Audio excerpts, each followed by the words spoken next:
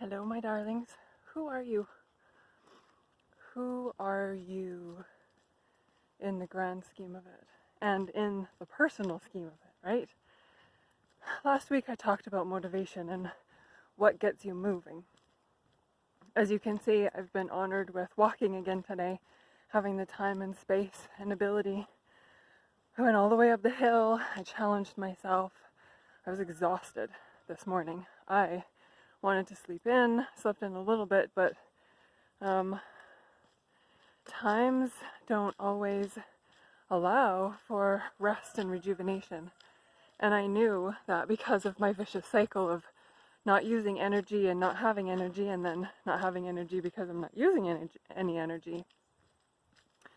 I knew that if I let myself fall back into that, I'd stay there. That's my comfort zone, right? And even if we don't like our comfort zone, it's still a part of us and makes for very difficult adjustments to get out of it. So when I ask you who you are, a lot of the time when we're asked that, we have no idea, especially when we're just starting out or when we're on that personal journey for the first time in consciousness, or even when we've been diagnosed with maybe some post-traumatic stress symptoms or the full disorder, and now what, right? We have all these emotions, we have all these feelings that, you hear the rooster, that bring us to a space where we feel like things are more complicated. So how the heck are we supposed to know who we are? Where do we want to go? I don't know, I just don't want to feel like this anymore, right? So my first step for you, you may have heard me say this already, but is awareness. If you have the ability to have a conscious thought about where you are in your healing path, in your journey, that's step number one. If you've been given a diagnosis and you just put it on the shelf and you're like, okay, whatever, I'm just going to leave it over there. That's not always being aware of it. It's sort of deflecting and putting it away, and sure, it's over there, but you don't want to be aware of it. So having the conscious thought of where you are in the moment. Okay, that's number one. Number two is sort of that first step out of it. What might you, if you had a magic wand, want to feel? What might you want to do? What is it that someone might say about you, if that's how you think and can relate to yourself right now?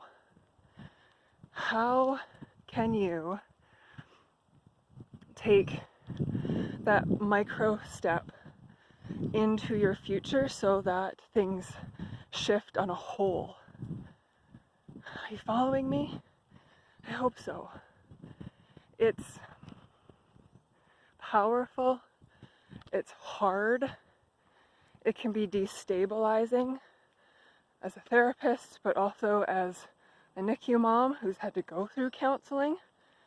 I know that it's destabilizing. I know how much work it can be to just work from the now looking forward, let alone trying to unpack anything from the past.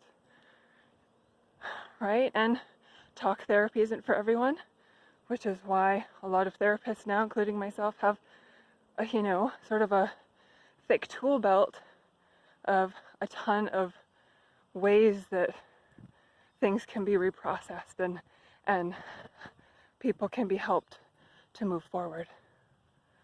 So where are you?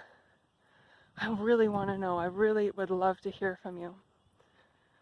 I hope that whenever this August is bringing you, it is more peace of mind somehow, somewhere, and hope. We deserve to feel hope within our lives, and I love you, and I'm sending you a lot of love and hope.